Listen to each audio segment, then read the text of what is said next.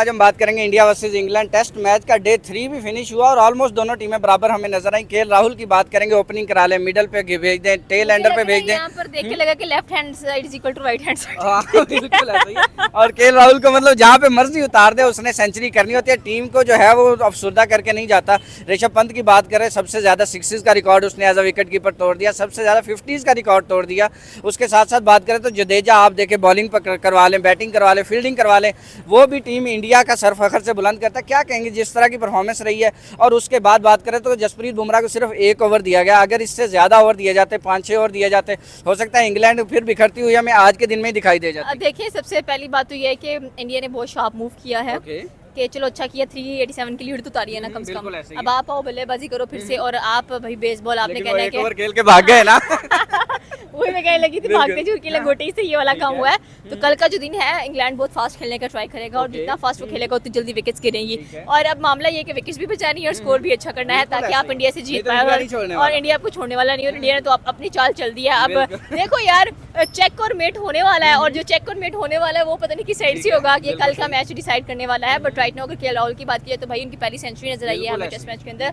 और पंत के आपने रिकॉर्ड्स पे रिकॉर्ड्स बताया भाई, सीना कंट्रीज के अंदर 13 इनके 50s हैं, फिर इंग्लैंड के खिलाफ रिचर्ड को पीछे छोड़ गया ऋषभ पंत। एग्जैक्टली, और कह लें कि इंग्लैंड के खिलाफ 8 50 नजर आती हैं। तो आई थिंक सो कि इंडिया का हर बैट्समैन एक कमाल का रिकॉर्ड बनाता हुआ दिखाई दे रहा है। पहले शुभमन हो रहा था, अब पंत हो रहा है, फिर राहुल होगा, सही है। और उसके बाद अगर देखा जाए तो आपके पास नीतीश कुमार रेड्डी क्यों नहीं चल पा रहे, क्यों नहीं हो रही पढ़ाई, हमें भी बताएं, ठीक है। लेकिन बॉलिंग लाइनअप की बात करें तो बॉलिंग लाइनअप बहुत अच्छी जा रही है। हम जहाँ पर कह रहे थे कि आर्चर और रिलाई कर सकते हैं जसप्रीत बुमराह पे, डेफिनेटली सिर्फ उस पे नहीं, उस बेचारे को माफ कर दो, बख्श दो, ठीक है, उसकी जिम्मेदारी नहीं है। बाकी भी हैं, एक अच्छा कॉम्बो बनाए आपके पास। कृष्णा है आपके पास, कह लें कि आकाश है, बुमराह है, उसके पास सिराज है, जडेजा है। देयर सो मेनी बॉलर्स, अकेला बुमराह नहीं है। कहाँ इंग्लैंड आउट होगा?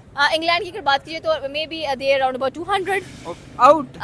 Okay, you can say that, क्योंकि कल भाई डिसाइडेड मैच है, कौन जीतने वाला है, किसकी झोली में जाने वाला। तो जो जितना फास्ट खेलेगा उतना जल्दी उसकी विकेट्स गिरेंगी और उतना जल्दी वो पागल होगा। इंडिया वालों ने बेसबॉल की धज्जियां उड़ा दी और जैसा उन्होंने आज आके बैटिंग की है वो वाकई काबिल दी था। जैसा कि केएल राहुल का 100, केएल राहुल वो वाहिद बैट्समैन जिसे जिस नंबर पे मर्जी खिला दे वो जाके डोमिनेट करता है। जैसा कि जायसवाल और गिल थोड़ा सा रहे हैं, लेकिन इंडिया की ऐसी टीम है, अगर कोई परफॉर्म नहीं भी करता फिर भी वो देखें जाके उन्होंने इक्वल जाके लेवल करके आई है। और जैसे पैंट और जडेजा ने आगे इनिंग खेली, पैंट हालांकि इंजर था, उसकी फिंगर इंजर थी, लेकिन वो अपनी कंट्री के लिए खेला है, उसने अपनी जान दी है। और जान देने के बाद वो उसने बैटिंग की और उसकी बैटिंग की वजह से इंडिया इस पोजीशन पे है कि वो अभी लेवल है और अब वो न्यू इनिंग स्टार्ट होगी। ठीक है, ऋषभ पंत की बात करेंगे, केएल राहुल है, उसके बाद जडेजा। आपको क्या लगता है कौन सा ऐसा बैट्समैन है जिसने जाकर टारगेट सही सेट चेज किया हो?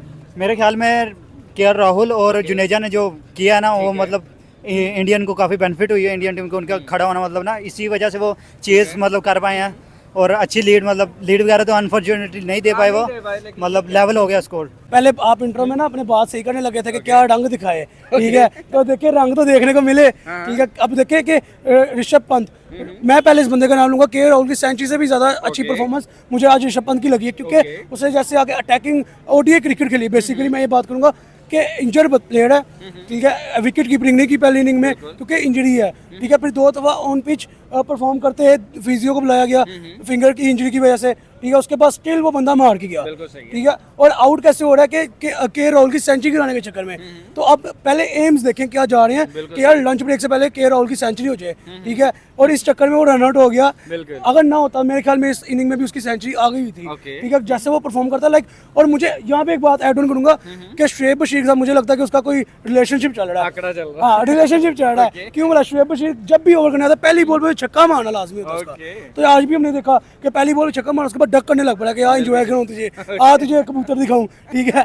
तो यार ये देखें कि एक असल में टेस्ट क्रिकेट हम समझते कि यार इतनी लंबी क्रिकेट है, स्लो थक जाते हैं देख देख के, लेकिन नहीं, यहाँ पे हमें एंटरटेनमेंट भी देखने को मिल रही है। साथ साथ आप देखिए कि एक इंजर्ड प्लेयर आके मार रहा है, दूसरा एक विराट कोहली की कॉपी बन के मार रहा है, लाइक सेंचुरी करके किया, ठीक है, बहुत स्लो सेंचुरी किया, लेकिन प्योर टेस्ट क्रिकेट वाली सेंचुरी की है, क्रूशल इनिंग से टीम को निकाला है बाहर। उसके बाद जडेजा की बात करेंगे, नीचे से आके लाइक इस प्लेयर को बॉल पकड़ा दो विकेट निकाल जाता है, बैट पकड़ा दो 50 कर जाता है। तो देखिए मेरे ख्याल में जो ये टीम कॉम्बो चल रहे हैं, जहाँ पे यंगस्टर चलता है तो वहाँ पे टोटली यंगस्टर चलता है, बिल्कुल ऐसे ही। ठीक है। जहाँ पे यंगस्टर नहीं चल पाता वहाँ पे फिर सारा एक्सपीरियंस चलता है, और ऐसा चलता है कि लाइक आप देखेंगे 387 की लीड को उन्होंने कुछ भी नहीं समझा, ठीक है। आप देखेंगे 3 प्लेयर की परफॉर्मेंस है ना बस, शुभमन गिल नहीं चल पाए, जायसवाल नहीं चल पाए, करुण नायर नहीं चल पाए, नितेश कुमार रेड्डी ने 30 बस किया, ठीक है। उसके बाद वॉशिंगटन सुंदर लाइक उन्होंने फिर 387 कर दी। अभी भी बराबर बराबर खड़ी हैं दोनों टीमें। क्या लगता है कि इंग्लैंड कितना टारगेट देगा और इंडिया उसको चेज कर पाएगा? आई थिंक इंग्लैंड जो है वो 300 तक जाएगा शायद। 300 एक दिन में? हाँ जाएगा। ठीक है। और क्या लगता है इंडिया करेगा चेज? जी बिल्कुल, जैसा कि इंग्लैंड है वो बेसबॉल क्रिकेट अगर वो खेलते हैं लॉर्ड्स में तो नजर आएगी। और जैसा कि इंडिया ने जाके बेसबॉल क्रिकेट की धज्जियां उड़ाई है, ब्रैंडन मैकलम, बेन स्टोक्स सब के जो स्टेटमेंट है उन्हें उखाड़ के रख दिया है। और जैसा कि इंग्लैंड है वो हर टेस्ट मैच का कोई ना कोई रिजल्ट निकालते हैं, बकौल ब्रैंडन मैकलम, तो वो कल जाकर बिल्कुल वो कहते हैं हम कोई ना कोई रिजल्ट आएगा, तो वो सुबह डोमिनेट करेगी इंग्लैंड। अगर डोमिनेट की तरफ आती है तो शायद वो आउट हो जाए, शायद वो रन से ऐसे कर जाए कि इंग्लैंड 5वें दिन आके पीछे, आपको पता है जब 5वें दिन का पीछे हो तो वो थोड़ा सा खराब होता है। तो हम देखेंगे कि 5वें दिन रिजल्ट आता है कि नहीं, लेकिन इंग्लैंड डोमिनेट करेगी। चौथा दिन होगा, क्रैक्स पड़ चुके होंगे पिच के ऊपर। उसके बाद जसप्रीत बुमराह पहली इनिंग में 5 कर चुके हैं, बैटिंग के अंदर भी कोई इतनी थकावट नहीं है। आपको क्या लगता है कि अभी भी इंग्लैंड डोमिनेट कर पाएगा इनके? जी जैसा कि आर्चर आया था 4 साल बाद, उसका कमबैक हो रहा है, अब शोर मचा हुआ था आर्चर आ रहा है, लेकिन बुमराह ने आके 5 मचा के अपना आके उसने टेबल पे नाम दर्ज करवाया है। और बुमराह ही है, आर्चर अभी कमबैक कर है,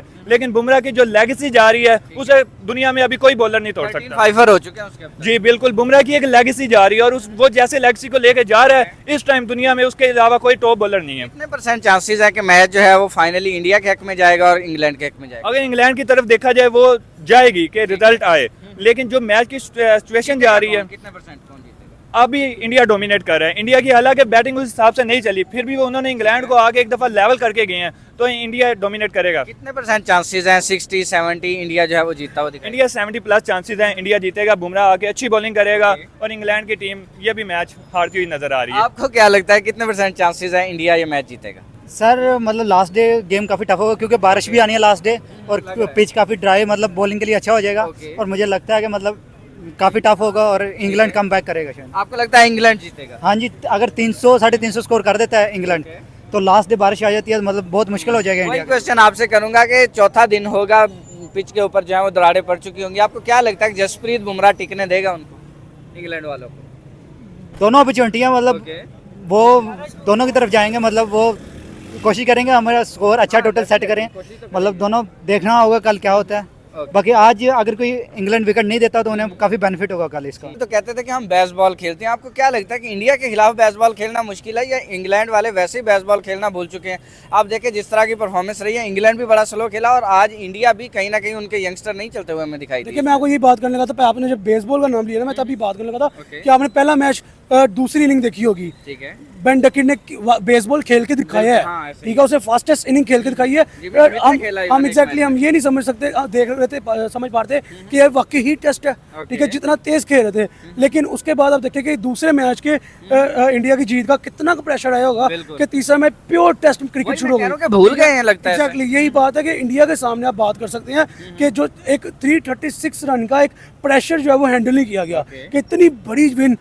तो उन्होंने फिर प्योर टेस्ट क्रिकेट खेली, उन्होंने कहा जी 1.5 दिन तक हम बारी करेंगे, फिर आगे इंडिया ऑब्वियसली बात है, बच्चे तो वो भी नहीं है, वो लीड जब लीड उतारने जाएंगे 1.5 दिन वो भी खेलेंगे, 3 दिन तो गए, फिर अगले जो 2 दिन बचेंगे उसके अंदर हम बेसबॉल खेलेंगे और इंडिया को आखिरी दिन देंगे कि लो मारो, ड्रॉ की तरफ जाना है जाओ, नहीं तो मारो। क्योंकि देखें मेरी नज़र में टेस्ट क्रिकेट के अंदर ड्रॉ वही टीम करती है जो कि शिकस्त तस्लीम कर चुकी होती है, वो अपनी हार मान चुकी होती है, तो वो defend duck duck duck. India भी ड्रॉ की तरफ तो नहीं जाए, इंडिया ड्रॉ की तरफ डेफिनेटली नहीं जाएगा, ठीक है। और बेसबॉल उन्होंने कल के दिन में अगर अपनी दूसरी इनिंग खेली तो ऑब्वियसली बात है इंडिया भी फिर बेसबॉल को तोड़ के दिखाएगा।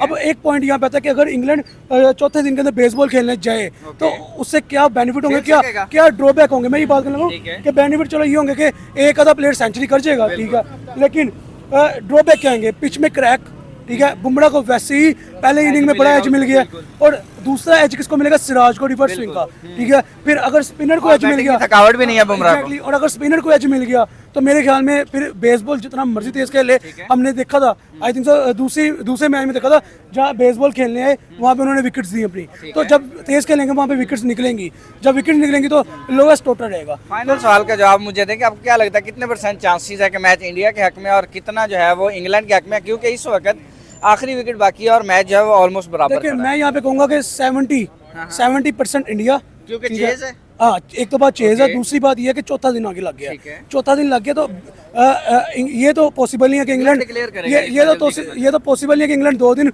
डक ही करता रहे और ड्रॉ कर दे, ठीक है।